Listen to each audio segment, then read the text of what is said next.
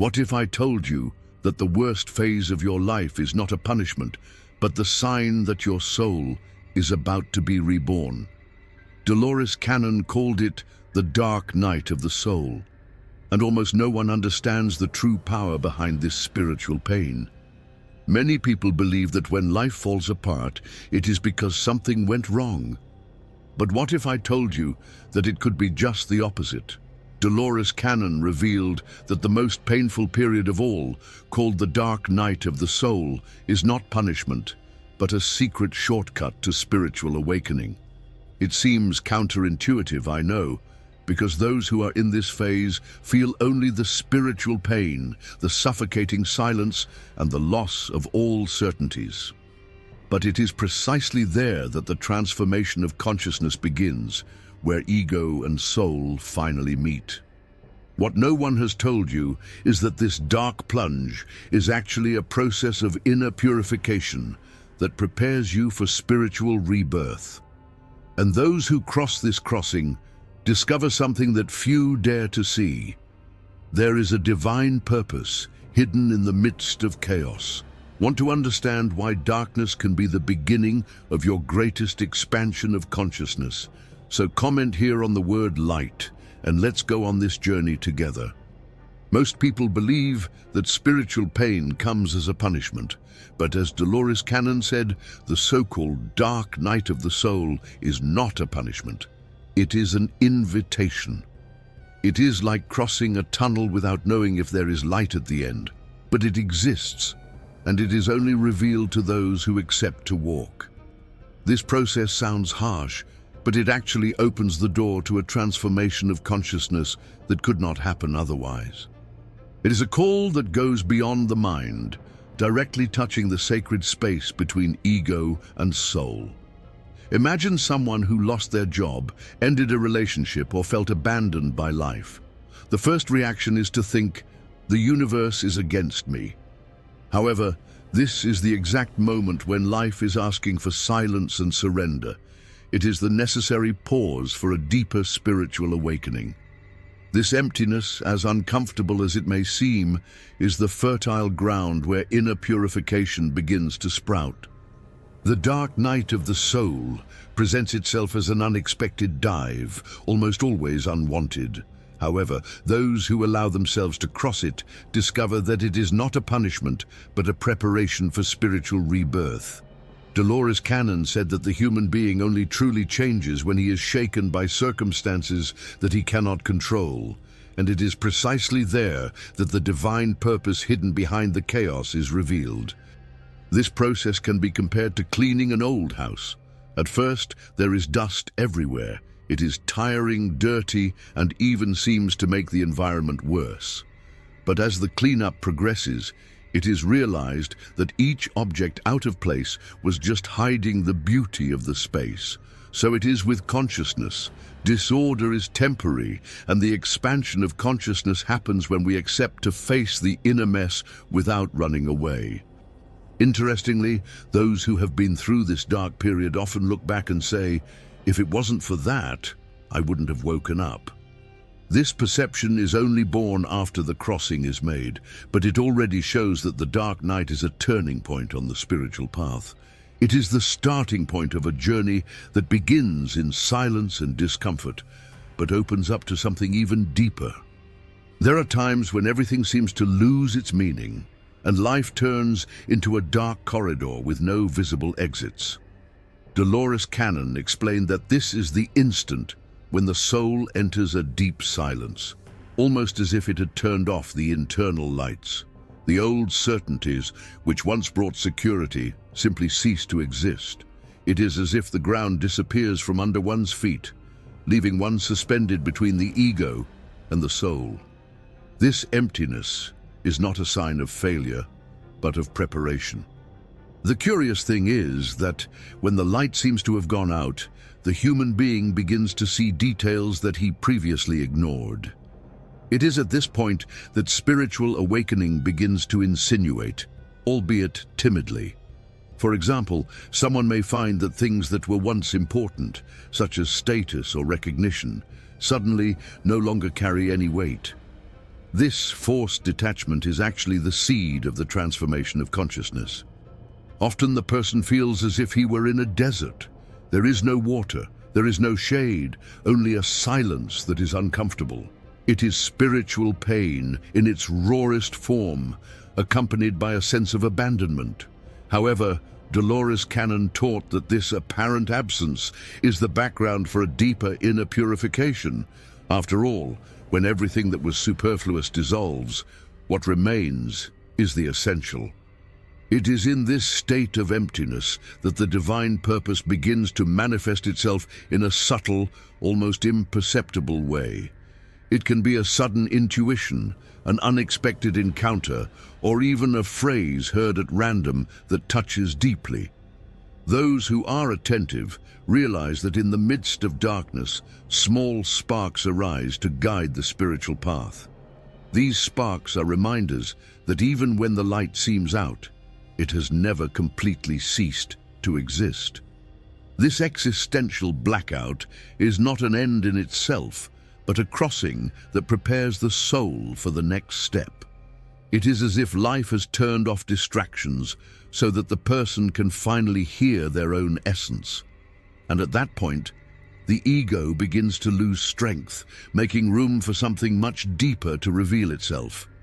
The ego loves to believe that it has control of everything, but when the dark night of the soul comes, it begins to fall apart. Dolores Cannon said that this process is not destruction, but an inner purification that frees the human being from accumulated illusions. It is as if masks were torn off one by one, revealing who really lives behind them. This dismantling may seem painful, but it is what allows the transformation of consciousness. Think of someone who has always defined themselves by their work or social image. When these structures fall, the ego feels threatened, but the soul breathes a sigh of relief. This collapse is not defeat, but an opportunity to rediscover life without strings attached. It's like exchanging a huge weight for invisible wings. Spiritual pain, in this case, is just the sign that the exchange is happening. This process also shows how the struggle between ego and soul is not a violent combat, but an invitation to surrender. The ego cries out, "I lose everything," while the soul whispers, "You gain yourself." And then, when a person begins to accept that it is not just their profession, their money, or their appearance, spiritual awakening begins, and this acceptance is the first step towards true spiritual rebirth. In practice, the purification of the ego can happen in small, everyday things. For example, when someone realizes that they don't have to win every argument or always be right, they're already wiping away a layer of pride. Another example, learning to say no without guilt, is a sign that the soul is gaining a voice. These are seemingly simple attitudes, but they strengthen the spiritual path in a profound way. Each time the ego dissolves, a new inner space opens up. It is in this space that the divine purpose begins to echo more clearly, preparing the being for the expansion of consciousness. Thus, what once seemed like death is actually a birth in progress. Spiritual pain is often seen as an enemy, but Dolores Cannon said that it is actually the purest form of soul communication. When nothing else works, it is the pain that draws attention and forces the person to look within. It's like an internal alarm that can't be ignored. This discomfort, as cruel as it may seem, is a clear invitation to spiritual awakening. Think about those who live trapped in a cycle of dissatisfaction.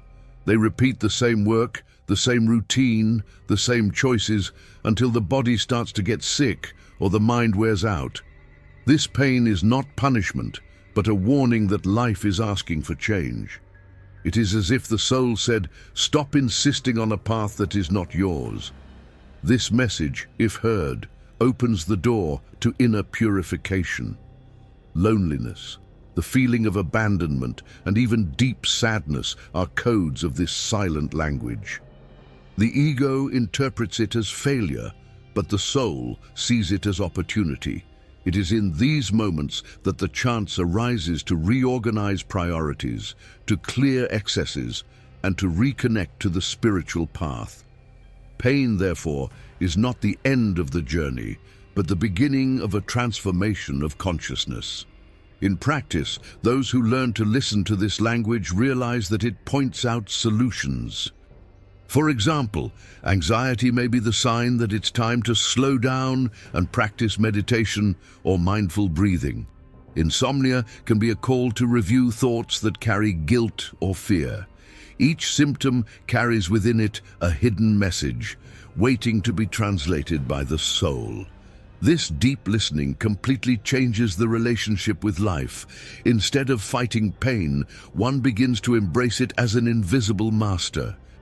And in this welcome, a new force is born, which leads directly to the re-encounter with the divine purpose. After crossing the dark night of the soul, something begins to change, almost imperceptibly. Dolores Cannon said that this dark plunge is not gratuitous. It prepares the human being to reconnect to the true divine purpose. It's as if life is wiping the screen, erasing old blurs, so that the soul can write its original story.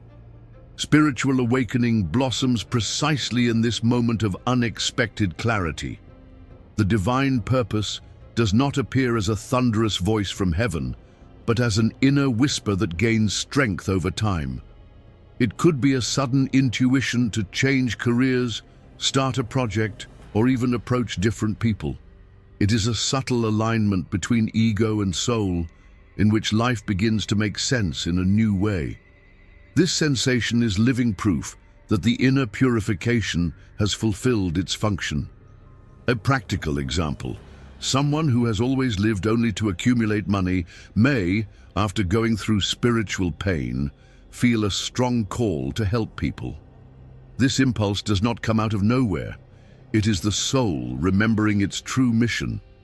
Dolores Cannon said that when this call is ignored, life finds ways to poke again until the person answers. After all, the transformation of consciousness is not content to remain stagnant. This reunion brings a silent joy, different from the fleeting euphoria that the ego seeks. It is a stable peace, as if the person is finally in the right place, doing what he should have done forever. It is also the point where the spiritual path gains new strength, because it is no longer about surviving, but about living with meaning. At that moment, true spiritual rebirth is born. The most interesting thing is that when this alignment happens, even the obstacles seem to become signs of confirmation. The universe seems to conspire, opening unexpected doors and closing others that no longer serve. And when perceiving this invisible dance, the soul understands that it was never alone. It was only waiting for the reunion with its invisible masters. Dolores Cannon said that no one goes through the dark night of the soul totally alone. Even in the deepest silence, there are unseen masters, spirit guides, and subtle forces sustaining the process. The problem is that in spiritual pain, the ego cannot perceive them. It's like trying to see stars in broad daylight. They're there, but the eyes can't see. It is only when consciousness expands that the presence of these guides becomes evident. These masters do not present themselves with luminous signs or ready-made speeches. They often act through small coincidences, also called synchronicities. For example, a book that falls into your hands at the right moment, a phrase heard at random, or even an unexpected encounter that changes the direction of a life. These coincidences are discrete ways of guiding the spiritual path. Those who have gone through this process usually report that even without understanding how, there was always something supporting their journey. Dolores Cannon said that behind the veil of visible reality, there is an extremely active spiritual support network. These unseen masters not only comfort, but also challenge, pushing the soul to push its own limits. It is in this subtle game that the true transformation of consciousness is revealed. In practice, opening oneself to this presence is simple. but it requires surrender. Meditation, for example, creates space to notice subtle signs. Reflective writing can become a channel for dialogue with the soul. Even walking in silence through nature can be a way to listen to these guides. The bottom line is, when the ego falls silent, the masters finally find space to manifest. This sense of support changes the experience of the dark night of the soul. What once seemed like abandonment turns into silent trust, almost like walking hand in hand with someone you can't see. And it is precisely at this point that the harbinger of spiritual rebirth arises, where the light begins to dawn again. When the dark night of the soul begins to dissipate, the human being awakens as someone who has come out of a long winter into spring. Dolores Cannon said that this spiritual rebirth is not a return to what it was before, but the emergence of a new identity. Spiritual pain is transformed into wisdom, and the emptiness that once frightened becomes clarity. The expansion of consciousness becomes inevitable, almost as if it flourishes effortlessly. This rebirth is marked by a new way of looking at life.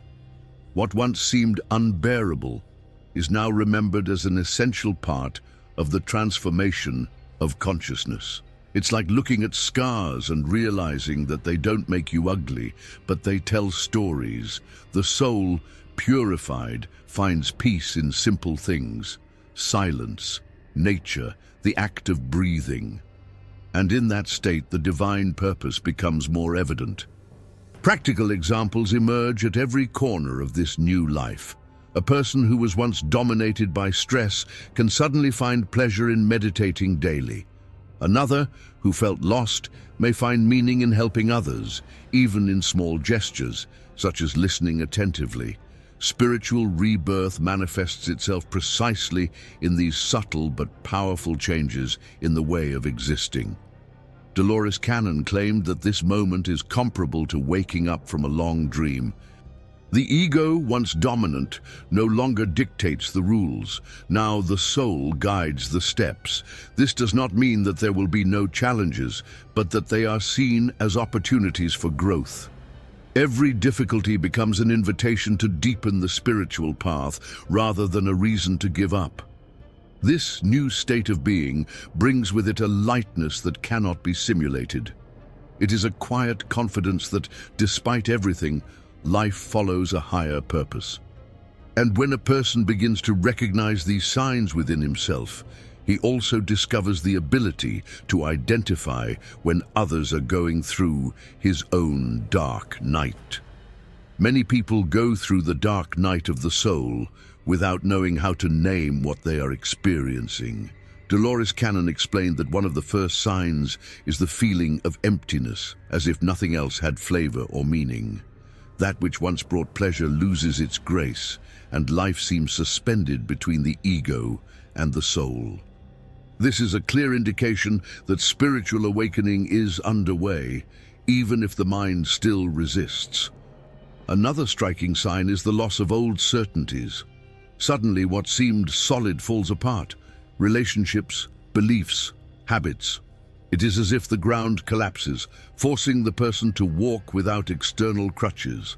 Although painful, this process is actually inner purification in action. The transformation of consciousness announces itself just when everything around seems to be collapsing. Spiritual pain also manifests itself in the body and emotions. Anxiety crises, insomnia, sadness for no apparent reason. All these symptoms can be the soul's way of screaming for attention. Of course, this is not a substitute for medical care, but spiritually it is a call to stop and listen. Dolores Cannon said that the soul uses any available tool to remind the human being of his divine purpose. A practical way to recognize this process is to observe patterns that repeat themselves. For example, if the same life lesson arises in different situations, it is a sign that the soul insists on being heard. It is also common to notice synchronicities, such as unexpected encounters or messages that seem to arrive at the right time. These events are reminders that the spiritual path is being carefully guided. If you feel like you're in this process, don't be alarmed. This is just the prelude to a much greater spiritual rebirth. The expansion of consciousness does not happen overnight, but every sign, every pain, and every silence is building the ground for something great. And when you least expect it, the darkness begins to turn into light. Have you realized that the dark night of the soul is not the end, but the beginning of something great? Dolores Cannon showed that every spiritual pain, every deep silence, and every apparent loss is actually an invitation to a more authentic spiritual awakening. But the big question is, will you continue to run away from your soul's call, or will you embrace this transformation of consciousness? Think about it. How many times has life tried to push you towards your divine purpose and you resisted? How many times has the ego spoken louder than the soul? It's time to choose whether you keep repeating old patterns or make room for spiritual rebirth. Because, in the end, it is not a matter of surviving pain, but of being reborn through it. So tell me here in the comments, do you feel that you have already gone through or are going through this process? I want to know your experience. And of course, if this content made sense to you, subscribe to the channel, activate notifications, and continue walking with me on this journey of expanding consciousness. The truth is that the dark night of the soul does not destroy anyone. It does. It is the moment when ego and soul meet, when spiritual pain turns into expansion of consciousness, and when divine purpose finally reveals itself. Now, I ask you, will you resist the transformation, or will you choose to go through the darkness to live your spiritual rebirth? If you are ready, comment here, Renassa, and let's go on this journey together.